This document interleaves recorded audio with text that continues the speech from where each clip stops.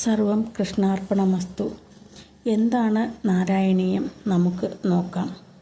പരമാത്മസ്വരൂപനായ ഭഗവാന്റെ തൃപ്പാദ ഭക്തിയിൽ മുഴുകി ജീവിച്ച പരമജ്ഞാനിയായ കവിയായിരുന്നു ശ്രീ മേൽപ്പത്തൂർ നാരായണ ഭട്ടതിരിപ്പാട്. വാതരോഗത്താൽ പീഡിതനായിരുന്ന കവി തൻ്റെ രോഗശമനാർത്ഥം വാതാലയേശനായ ശ്രീ ഗുരുവായൂരപ്പൻ്റെ സന്നിധിയിൽ അഭയം പ്രാപിച്ചു. നാരായണീയ രചനയിലൂടെ രോഗമുക്തിയും ആത്മസാക്ഷാത്കാരവും നേടി എന്നാണ് ചിരപ്രതിഷ്ഠമായ കഥ.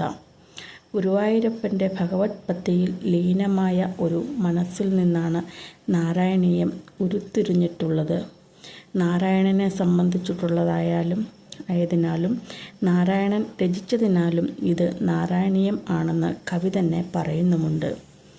1559 അതായത് 450 വർഷങ്ങൾക്ക് മുൻപ് ജനിച്ച് 86 വയസ്സുവരെ ജീവിച്ചിരുന്ന ആയുരാരോഗ്യ സൗഭാഗ്യവാനായിരുന്നു ശ്രീ മേൽപ്പത്തൂർ ഭട്ടതിരിപ്പാട്. അദ്ദേഹത്തിൻ്റെ വാതരോഗം ശമിപ്പിക്കാനായിട്ട് ഭഗവാനോട് പ്രാർത്ഥിക്കാനായി ഗുരുവായൂരിൽ കൊല്ലവർഷം 761 ചിങ്ങമാസം 19-ാം തീയതി ഒരു തിരുവോണ നാളിലായിരുന്നത്രേ ഗുരുവായൂർക്ക് പുറപ്പെട്ടത്. മേൽപ്പത്തൂർ നാരായണ ഭട്ടതിരിപ്പാട് ഗുരുവായൂരപ്പൻ്റെ തിരുനടയിൽ ഭജനം പാർത്ത് ഭഗവത് പ്രസാദത്തിനായിട്ട് ഓരോ ദിവസവും ദീപാരാധന സമയത്ത് ഓരോ ദശകമായി എഴുതി തീർത്തതാണ് നാരായണീയം. ദശകം എന്നാണ് പേരെങ്കിലും ഓരോ ദശകത്തിലും 10 മുതൽ 15 വരെ ശ്ലോകങ്ങൾ ഉണ്ട്. 65-ാം ദശകത്തിൽ ആണെങ്കിൽ 9 ശ്ലോകങ്ങൾ മാത്രമേ ഉള്ളൂ.